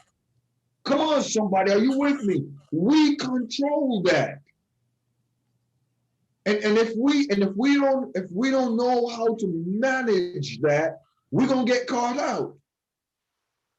And a lot of times we lose it with individuals. Today I almost lost it with the dentist. I almost lost it. And I'm talking, and this is all about the same message. Dr. Defoe, you did a fantastic message. As a matter of fact, Dr. Defoe, I think that you and I are going to discuss coming on more regularly and you know, closer to time, because I don't want such a long break between such good teaching. So you and I are going to have to look at some logistics of doing this. But this is fantastic teaching. And I need that message again. I need it from that perspective. And those keys, you gave some really, look, I'm here taking notes, Doctor. Can you see that? Mm. You see, where is it? Okay, there you go. I'm taking notes. I'm here taking notes as well. Why? Because we're all learning from each other. And I said, let me show you this. Let me show you this, what happened today. Just want to show you something. So today, this is, as you can see my screen, today that's Josh at the doctor, and they try to put him to sleep. And they're trying whatever they could to get him to go to sleep. And that's, you know, that's before they were kind of, they tried to inject him and stuff. And that's me and you know, me and him and stuff. I want to share something with you. I want to share this with you. Responsibility can be very, very challenging. Responsibility, your ministry, your family, your business, responsibility can be challenging. And sometimes we have responsibilities that overwhelm us. But we have to separate ourselves in a place where we always have the ability to stay focused. Are you with me? Come on, are you with me? We always need to be able to stay what? Focused. Everybody's carrying something. Everybody. All of you are carrying something. But I want all of you in the class of Steve to know something. You're not alone. Come on, tap yourself and say, I'm not alone. Come on, come on. Do it. If you're not doing it for yourself, do it for somebody else. I'm not alone. And then I want you to do this. I want you to, you see that pointer that I always have right there? There's a reason that pointing is there. Point to that person and do like that and say, you are not alone. Point. Say, you are not alone. You are not alone. That's what we're doing in the class of Steve. Dr. Defoe, don't ever let your forehead squeeze up in my class when you get frustrated. Why? Because I'm feeling what you're feeling. Everybody knows what you're feeling. But I want you to got a smile on your face and walk through it with such power. And walk through it and say, oh, a little bit of a challenge there with the technology. On with the message. Are you with me? Are you with me? On with the message. Because guess what? Life is going to give us things that if we keep focusing on those little things, we will not get time to deal with the message at hand. And I want all of you in the class of Steve to continue to be powerful people, powerful leaders. Don't be complainers. Don't be murmurers. The rest of the world might look at me and say, oh, Bishop, you don't go through anything. Are you kidding me? Come on, somebody.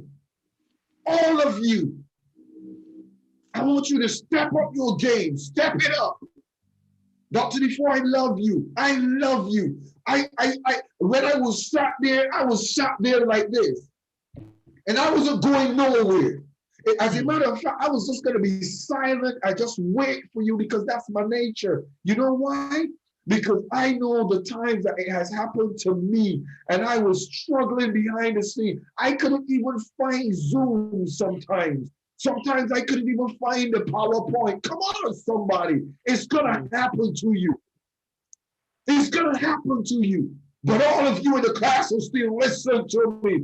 In the class will still don't get frustrated with somebody that's trying their best with what they've got. Because all of you are doing the same thing. All of you are trying your best with a hand that has been dealt to you. Wave at me if you get what I'm saying. Don't ever get frustrated and annoyed and overwhelmed. Dr. Defoe, you're an elder. I look at you because of one glasses for far and another glass and no glasses for close. Mommy, I see you. Don't think we don't see you, but you trying your best. You're not throwing in the towel. You're not giving up. I see Dr. Comfort, she has 2 connections on. I said, my God, let me leave her alone. Why? Because when one goes off, guess what she's saying? If one goes off, the other one is gonna work. Come on, somebody. You gotta be resilient. You've got to put things in place, all of you. I love all of you in the class of steel. I celebrate from the youngest of you to the eldest of you. And guess what? We're all going on this journey together. Wave at me if you're with me. We are on this together. We are family. I'm not here to compete with Dr. Defoe. I'm not here to compete with Bishop Comfort. I'm not here to look better than Olukoya. I'm not here to say I'm better. None of us are better. Why? All of us have something to offer. Even if it is the same message given a different way. Have you ever realized that the Bible has not stopped being the Bible and thousands of people could preach on John 3:16 and every time you hear it, my God, somebody could bring it from a different angle. Why? Because there is an anointing for your purpose on the earth. All of you. Well done, Dr. Defoe. Thank you. Well done on staying focused. Well done on your delivery. I've taken the notes of being a possibilist, and I'm also looking at a solutionist. And you know what? I like those words. Those are going to be in my vocabulary now. Who are you, Dr. Steele? I'm a possibilist. All right. What is that? It means that, you know what? It means I always look on the bright side of life. There is a possibility. It is possible. The class of steel one day is going to continue and persons are going to continue to sit here. And I'm going to stick with Zoom. Why? Because I know that the persons in Zoom are trying to get it better because they realize that the world is going on Zoom and they have to get it better. So they themselves are battling behind the scenes to make it work. Are you with me? Come on, somebody. Technology is battling to work when there's storms. How can we function better when there are storms? The solutionists are trying to find a solution. Everybody is fighting this fight together. All of you, well done. I'm gonna miss you guys because I want you to remember me and Josh in prayer. Yeah, Josh is going through things, and when I sit down as a father and water is running out of my eyes with him on the operating table and holding my hand, you know what God is saying to me? It's good that he's learning to be a warrior from his youth. And all I'm saying is, oh God, but that's not an excuse. He's my baby, God. That's my baby. And my wife was overwhelmed today. She came in because I had to go and call the emergency. Come quick, darling, come quick. And she was overwhelmed. And picture this. I'm overwhelmed myself. The doctor is overwhelmed. The nurse is overwhelmed. Josh is panicking. My wife is a little overwhelmed as well. And I'm having to say, okay, baby, we got this, darling. We got this. And I'm trying to say to the doctor, it's okay. I know he's gonna be fine. And I'm trying to say to Josh, don't worry, baby. Daddy loves you and you didn't feel, buddy. You're okay. We got you. Are you with me? That's what you gotta do. You gotta do it for your business, your family, the class of steel. Doreen, you gotta do it for people that you're supporting. All of you, you gotta do it. But guess what? Come on, somebody. You can do it and look good. Come on, somebody. I say you can do it and look good. You can do it and look good with a smile on your face. Why? A smile on your face doesn't mean it's not affecting you. It doesn't mean that you're not feeling it. What a smile on your face means, I'm a possibility. It's going to be all right. Come on, somebody. I'm going to be all right. I love you so much. And Dr. Defoe, well done. Paul, thank you so very much for being here. Apostle Paul, give us a word this evening on the class, and we get it ready to close. We're going to close in the next 15 minutes, we'll just wrap up. But Paul, give us your take on this evening's class. It's been challenging for all of us. What's your take on it?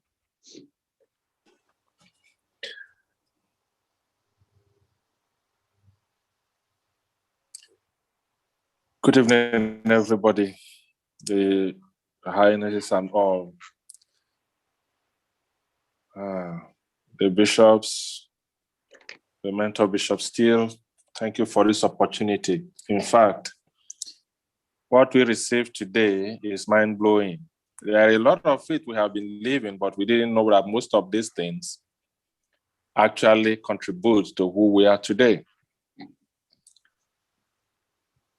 Because when the Dr.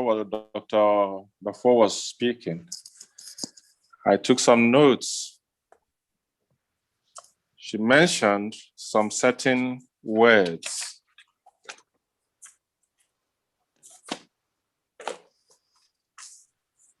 Yeah, possibilities. Everyone, every child of God must live through possibilities. I personally don't believe in negativity. They exist, yes, but for those that want it to exist. I don't believe that there is absolutely something that cannot be done. I live by faith. I have been to countries where I know no one at all. I have not even heard about anyone, and the Lord says, go there. I will meet you there. And I take off, and I go without money. For instance, India was one of it. The guy was asking me, say, how can you come to India based on just the word that you heard?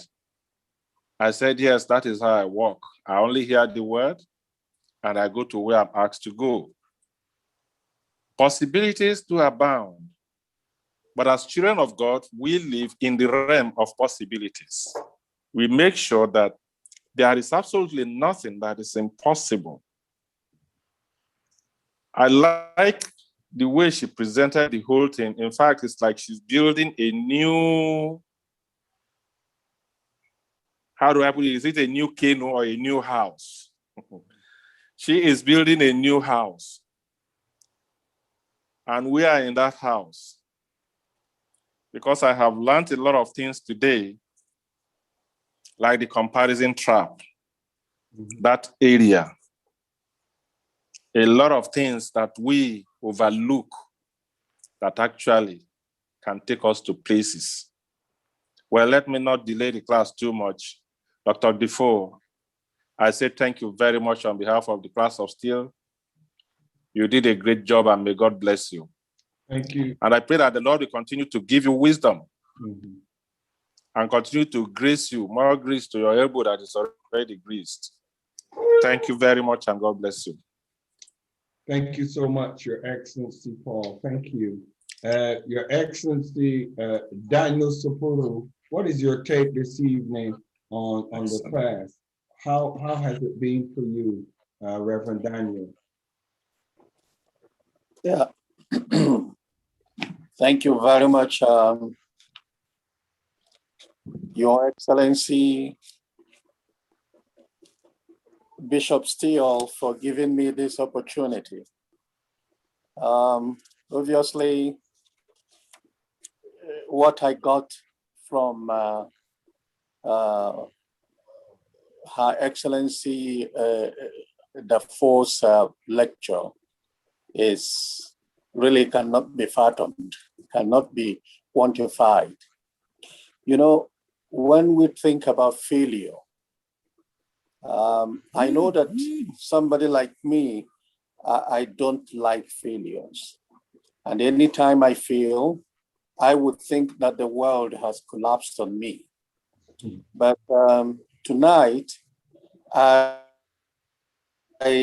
have learned that there are many lessons to learn in failure. So, once one has a fixed what do we call it, a mindset, the person stops growing. The person will no longer be what the Lord wants him to be. He will no longer learn. But when we have a growth mindset, then we do everything to know that maybe in our failures, God's hand is there, and God would want us to see certain things. And when we see those things, we will now progress. I am also very happy to hear that pride is one of the things that stunt our growth. And but we thank God that tonight our lecturer had actually given us the way forward. So anytime I do anything and fail, because I am still frail, I am a human being. Anytime I do something and fail, I will sit down to think about what God wants me to learn. And when I do that, I believe growth will come. So I want to say thank you very much, Your Excellency, Dr. Defoe, for that. And I want to equally thank our mentor for giving her the opportunity to teach us, because if you didn't do that, there is just no way we would have learned this wonderful lesson. Again, before I say good night, I want to assure you that my wife and I will surely pray for Josh. We will pray for him, and we will equally pray for you and your First Lady, so that you will know that God's hand is in everything. Thank you very much, and God bless you, sir. Good night, the class of steel. Thank you. Thank you. You guys are so lovely, and all of you, you're so beautiful. Just know that words cannot say how beautiful you are. One only cries when one gets love. When one feels love, and the class of steel is so full of love. Dr. Defoe is not given an opportunity. Dr. Defoe is one of the foundations of the class of steel. I cannot be me without her. And it's not an opportunity, it's a reality of the class of steel that she's our mother. And I honor her. And it's a privilege that she has given me the opportunity to work with me and the class of steel.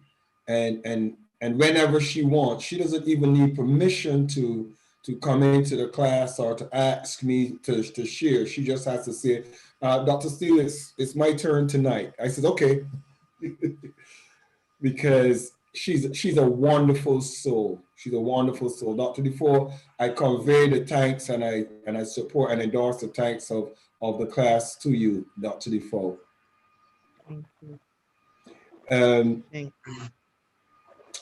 I want to ask our Chief Protocol, Dr. Donald Ewers, just to share your thought, if you may, Your Excellency Donald Ewers, if you would share your thought this evening.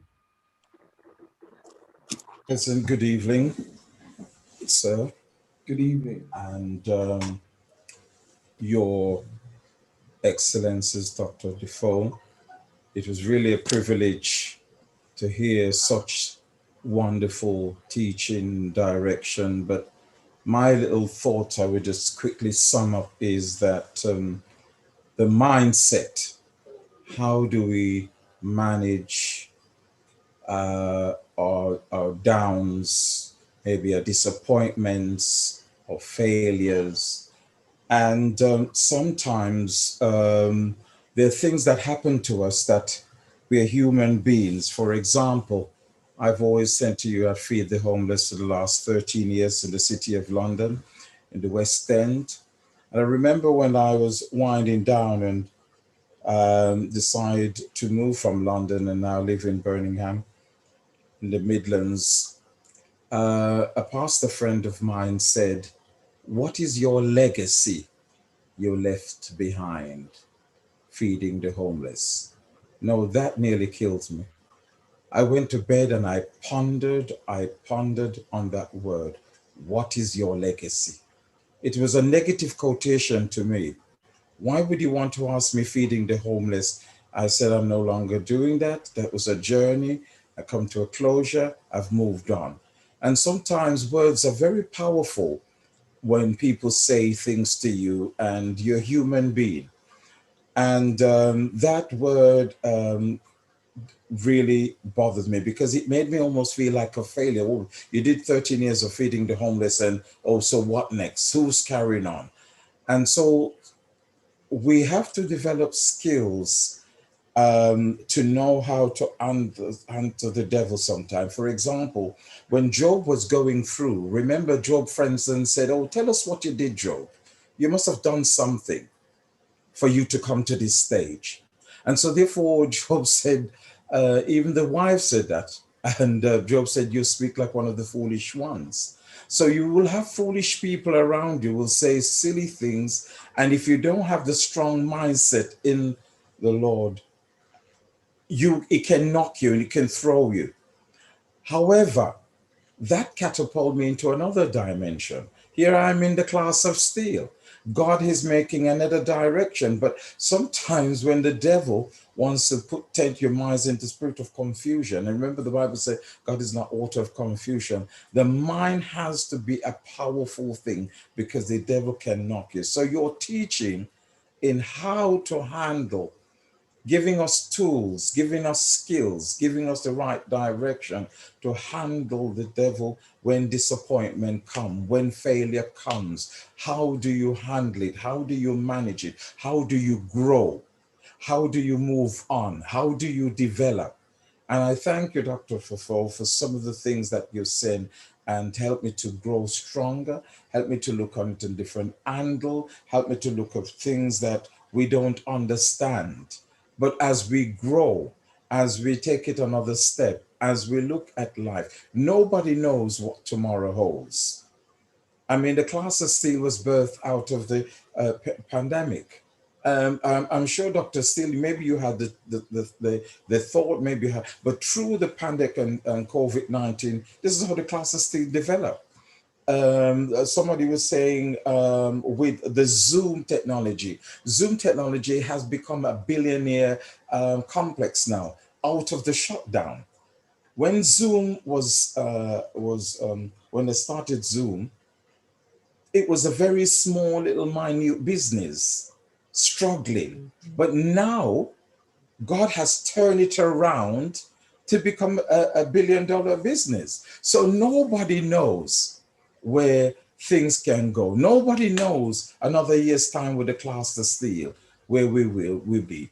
So thank you for the words. Thank you for the encouragement. And thank you that disappointment is not just failure, that you just lie down there, but to get up, start over, look for new ideas, go back to the drawing board, rethink, and ask God for direction. And once again, Dr. Ford, you're a woman of substance, you're a woman of class, you're a woman of integrity, you're a woman of substance.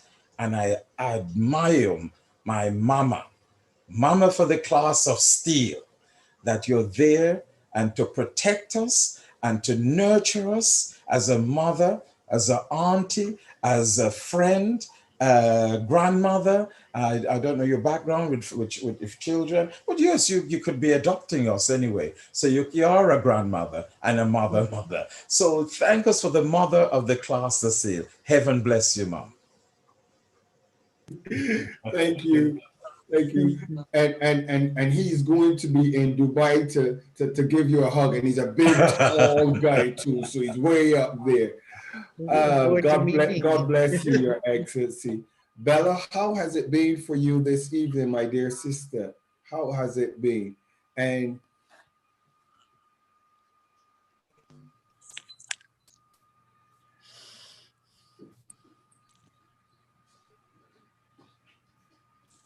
can you hear me?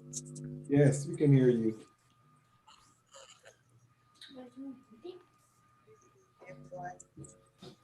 Today was so nice to me, and I thank God for it. Thank you so much, Dr. Anta. And what I can say about it is out of my experience, life I've been through. I've been I lived a life where I've been disappointed after disappointment after disappointment. Then one day I got tired of it. I said, no, Bella, no, no, no, no, no, no, no, no, no. This is not life. This is not how it's supposed to be. So I had to take interview with me. It took me out. I sit with me. Then I asked me questions. I was like, Bella, so what is going on? Why are you living life like this? What am I doing wrong? So then I found out that I've been living my life wrong because I've been calling myself a problem. If I get a disappointment, I say, I am disappointed. Oh God, that is the worst word you can say to yourself. Whatever happens to you, don't call yourself that problem. When you call yourself that problem, the problem will call the sister and the aunt and the family members, all of them, they'll come to you. And all of them, they'll come to you. So that's why we'll find out that when you get out of one disappointment, another one will come. Because you said, I am. So because that is who you are that problem. So the problem we call the auntie. So after you solve the uncle, auntie will come in. Sister will come in. So you end up living in a life whereby you live the problem after problem after problem. But when you're in a problem and you say, oh, today I feel disappointed, I feel disappointed because of this and this, and we all know that feelings are temporary. They will come and go. You can feel happy, hurt, what. So, but feelings are temporary. They will come and go. And then you say, but no matter what, no matter how I feel right now, I am victorious. Let me tell you, the problem will disappear. They will even get scared. They'll be like, oh my God, this is a wrong person. This is a wrong person to deal with. So when you feel like inside you, you're so courageous, you can handle everything, you can handle any situation, than calling yourself a problem. Then you say, oh, today, oh, how are you? Oh, I'm tired. You'll be tired this night, and even tomorrow morning you wake up tired because you said that's who you are. But you just say, I feel tired, but I'm going to sleep. Tomorrow I will be fine. I know that. Just I've been working so hard. So that's the things I learned about my life, we don't lose, by the way, we don't lose in life. We learn or win. So after knowing that I'm not a problem, I don't have to call myself a problem. I started learning from my mistakes. So what have I done wrong? This and this and this. What can I do? Don't do this again. So that's how I've been living my life. So when she said that sometimes you win, sometimes you win, I got it very well because it is something I went through. It is my personal experience.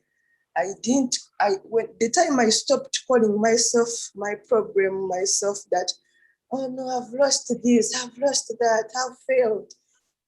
That's when my life started changing because I knew no matter what, if you avoid problems or challenges, you will never grow. That's the fact.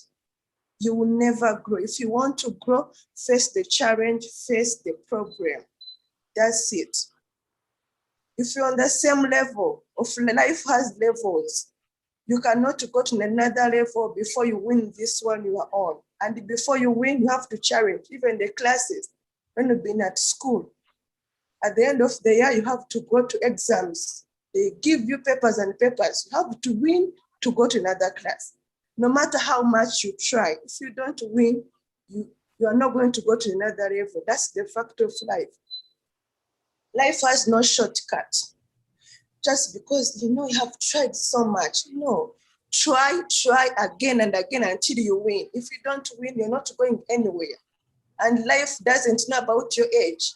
Well, because I'm 45, so I have to pass here. No, life doesn't have shortcut. You have to win to go to another level. So this tonight's topic was so much. Oh, I can keep talking. So thank you so much. May God bless you. I'm so blessed tonight, and I love to bless others. So I'll bless someone else as well. May God bless you. Have a good night. I love you all. And I'm happy to see you, Victoria. I missed you so much. It's been a long time. Okay, good night, everyone. Thank you so much. Come on, let's celebrate her. All of those in the class are still there talking more. More is coming out. We love you, Bella. We love all of you. I'm going to close with this. Allow me to close with this. And this is a ladder life changer. Take notes. Don't forget this. Never forget this. Every gift comes with garbage. Write that down. Every gift comes with garbage. What do I mean by that? Well, if you buy anything, it's going to be in a box. You don't keep the box, do you? You throw away the box. Even if it is not in box, it has foam or paper wrapped around it. You don't need that. You throw it away. Life is just like that. It will always give you what you need, but it will always come with garbage. Remember that. Dr. Defoe, how does that sound? It will always come with garbage. Everything you purchase, if you go to the shop and they give you a receipt, a little piece of paper that, oh no, please take this. What is it? Bit of garbage. You don't need the piece of paper that has the numbers and the details, and that's their business to be keeping the tills, unless you keep account with your receipts. But it comes with what? Garbage. Something to throw away. Every time you wake up, you have to sweep your house. Why? Without your permission, garbage and dirt shows up in your house. You just walk in and it just shows up. The cup, you just drank some nice drink out of the cup. But when you put it down, guess what? It has garbage, it's dirty. Remember that. Our lives are the same. From today, don't worry about your garbage. Don't worry about your package. Don't worry about the things that you have no way of dealing with, because every single thing has its what? Purpose. When you buy something and it's boxed, the purpose of the box is to get it there safely. Are you hearing me? When it's in a shelf, the shelf has a purpose. So remember that. You are valuable and God has a purpose for you. But just like me and all of us, we will always have some garbage to deal with.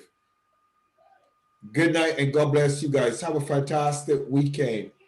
Dr. Defoe, you can say the final word and we'll close class. I appreciate you, Dr. Defoe. I think you said it. You said it all. The only thing I'll just say, kind of that goes along with it, and I say it a lot. Just remember, circumstances and situations, they never define us. They reveal us. They reveal who you are and the treasures inside. All of you are solutionists, you're possibilities. You can impact wherever you go. And once you decide to walk in purpose, what you need, what you desire, whether the resources, the people, they will come. Just stay focused on purpose. Good night, and thank you so much for letting me share, be a part of the class of steel and pouring into your lives. Bless you all. Good night and God bless everybody. I love you. Everybody have a good night. Doreen, I'm going to give you a call after. And Dr. Defoe, I'm going to speak with you as well. But okay. Everybody, good night and God bless. I love you guys. Bella, have a good night. And bye. Bye-bye. Bella is shouting you, Doreen.